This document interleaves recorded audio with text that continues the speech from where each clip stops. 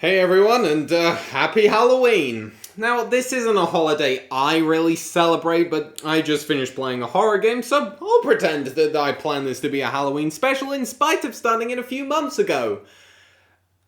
Anyway, my main desire for playing this comes from wanting to go back to classic games I've yet to play while I'm not feeling too enthused about the current state of the gaming world.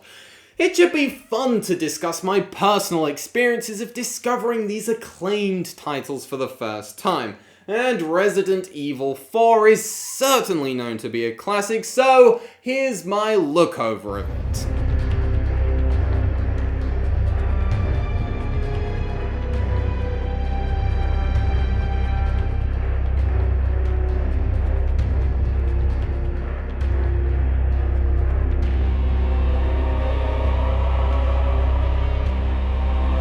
This was my first time properly diving into a Resident Evil game. I played the demo for the 2 remake for a gameplay video last year. Oh Jesus! Oh bloody hell! Oh, that scared the crap out of me! Oh god. But that's as far as my prior experience with the series goes. I've known about 4's reputation for being considered one of the greatest games ever made for a long while, as well as one of the most enduring, being ported almost as many times as GTA 5, with a VR version having been released very recently. I went with the Wii version so I could utilize the proper aiming controls, which unsurprisingly worked really well, and being able to reload by shaking the remote was oddly satisfying, even if it didn't always respond later on. But I'm getting ahead of myself, and I'll begin by saying that outside of character history between the lead and brief supporting roles, I didn't feel like any plot details were lost on me by playing this game in the series first. It is a very simple story anyway, putting you in the boots of American government agent Leon S. Kennedy, whose latest assignment puts him in a Spanish village to save Ashley, the president's daughter, from crazed cult Los Illuminados. The rest of the village is infected with a mind-controlling parasite that makes them smarter than your average zombie, but no less hostile towards our heroes who must fight their way through them to survive. I guess you could say the village's residents are indeed evil. Yeah, that was terrible. Let's move on. I found the story to be perfectly fine. It's kind of forgettable in the long run, but entertaining enough in the moment, with some likable characters and a handful of memorable moments. I've sent my right hand to dispose of you. Your right hand comes off? Say whatever you please. Die, you worm! Learning bits and pieces about the cult and other characters through notes you find lying around was quite interesting, and as someone perhaps expecting a slightly more plot-driven experience, it was fun to see how video gamey it felt. And that goes for the whole game, really. Despite primarily acting as a creepy horror adventure, there's many playful touches here, like doors opening once you've defeated the required amount of enemies, and the quirkiness of the merchant character, although I personally reckon it's just a whole posse of them masquerading as the same guy, that lend the proceedings a surprising sense of charm. It doesn't take itself that seriously when you really think about it, but while you're playing it, the darkness of the atmosphere never allows the craziness of any given scenario to reach a point where it loses a sense of tension. I enjoyed how insane some of the creature designs got in the late stages of the game, while still feeling on edge fighting them.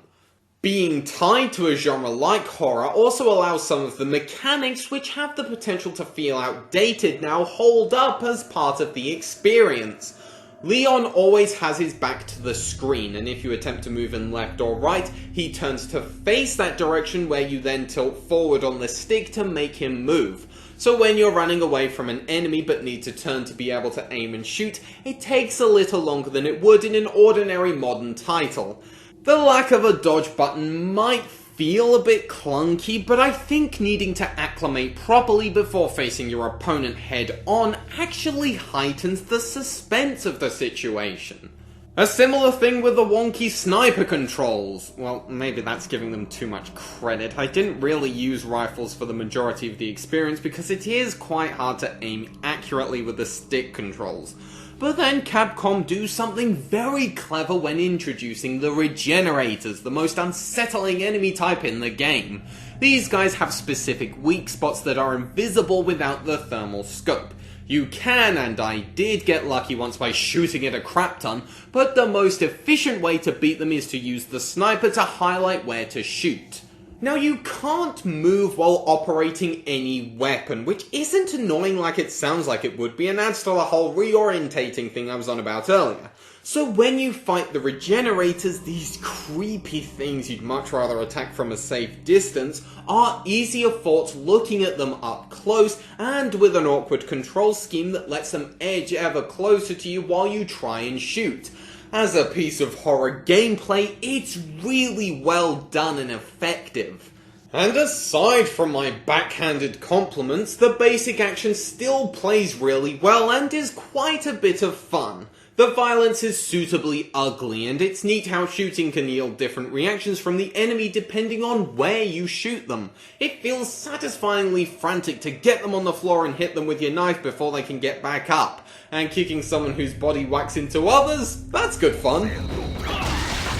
I will say that the earlier encounters when it's just groups of the basic Ganados did get a bit tiring after a while. I was quickly desensitized to them, and going from one area to another only to find another small horde of them had me going, oh god, and not in the way I should have been. But to be fair, you can run away from them, and before it got to the point where it was an actual issue, the game throws some pretty inventive scenarios at you, as well as gradually introduce more enemy types that prevents repetition, as well as maintain suspense. The bevy of quick-time events throughout also improved as the game went on, screwing me over when they showed up unannounced early doors, and yeah, Capcom really liked that Boulder one, huh? But they gradually became more elaborate, and it would feel good to nail them consecutively. Going back to the main action, I really enjoyed using the different gun types and upgrading them to shorten reload time and increase their overall power as the game went on. I mostly stuck to the shotgun, TMP, and the Punisher whenever those two ran out, but using some of the more expensive ones in the boss fights to make a proper dent on them was really satisfying. Like this encounter with the two giants, 10 minutes of dull, ineffective shooting were quickly remedied by going to the merchant and fetching a rocket launcher to take care of one of them while you can send the other to a lava-y grave. Ooh, speaking of which, the bosses which I'd heard lots of praise for going in are really good, especially the last several. Being able to tackle them with any weapon you want opens up a lot of potential strategies which can shape how efficient you are at dealing with the threat, which felt very rewarding to me when it can result in either a quick defeat or a thrilling struggle.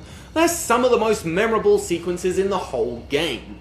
Now, while I was playing, I willingly took for granted that this made the over-the-shoulder viewpoint an industry standard for action games afterwards, as I prefer to judge things on if they're enjoyable without the legacy it left behind, and Resident Evil 4 clearly is. However, I also found myself thinking about how this was clearly a big influence on The Last of Us. At a glance, yeah, both games have you fighting against infected creatures of different variations, along with chaperoning a female character who you play as at one point. Although Ashley is less of an independent AI than Ellie, you do need to keep an eye on her and tell her when to stay put or save her if an enemy grabs her, which was an interesting dynamic. But it was the exploration between the action that felt like the main connective tissue between the two games. This is a fairly linear game, but if you take the time to explore every nook, cranny, barrel, box, treasure chest, or some variation thereof, you can find all sorts of treasures and money along with herbs which restore health, ammo, and grenades which you have to store in your limited case space. On that note, I rather enjoyed how the case itself is essentially an item management minigame, needing you to reshuffle, combine, or sacrifice items to fit in new ones. In a game with some decent puzzles to solve throughout, this is essentially an always prevailing one, forcing you to take stock of what you have and whereabouts things should be to make more space, and it can become quite an involving task. I'm almost disappointed we never got a Wii U version. The gamepad could have acted as the case, meaning I didn't have to nip in and out to select stuff as much, but hey ho. I discovered much too late in the game that the merchant sells larger cases for you to store more things in, but I was still able to get by fine for the majority of the campaign beforehand. I really love this kind of adventure game that offers incentive to scour environments for the rewards you can discover that are of great benefit to the main action. In spite of its linearity, there are hidden rooms and hallways which I always made sure I found before continuing on to the next area where the whole process would start up again. If a map branched off into multiple paths, I always had to make sure the first one I went through wouldn't progress the story so I could have a proper investigative the other way. It's a simple but very effective trick in creating an engrossing game world to explore. I do think The Last of Us went on to perfect this formula from a survival horror perspective though. This isn't me critiquing Resi 4, but Naughty Dog's game really immersed you in that world by making resources much scarcer, as well as needing you to craft items on top of it with what you found lying around. There is a bit of crafting here, but those are for the treasures which you can sell on their own or combine together to fetch a higher price of PTAs from the merchant. Preserving what you had in The Last of Us felt a lot more valuable. Shooting even a couple of shots from a gun could prove risky, which really put you in the headspace of the character's situation. In this game, you can easily afford to waste enemies with showers of bullets because they're not hard to come by, and so encounters don't quite have that same looming sense of constant peril. But that is me perhaps slightly unfairly comparing it to something which came out years later, and this is more action orientated anyway. It set the groundwork with a formula I still find myself very much hooked to here. And while I probably won't consider Resident Evil 4 one of my favourite games like The Last of Us, I still had a great time with it and fully understand its reputation as a classic. Its main campaign was very fulfilling to the point where I don't currently have an interest in checking out the post-game content, as thinking the game was going to end in the castle made the last chapter drag a little in concept, but its execution still offered plenty of entertainment anyway. Its embracing of its video game quirks, even where it could easily be made fun of, is oddly endearing. It loves being what it is and commits to that 100%. And perhaps that's the primary reason it's stuck around and will probably continue to stick around for following generations. It's readily available and well worth buying. Oh, and one last thing, what was up with the save typewriters being right before or after the end of a chapter section which also let you save? Why put both right next to each other? Ugh, it just seems kind of pointless. I don't know.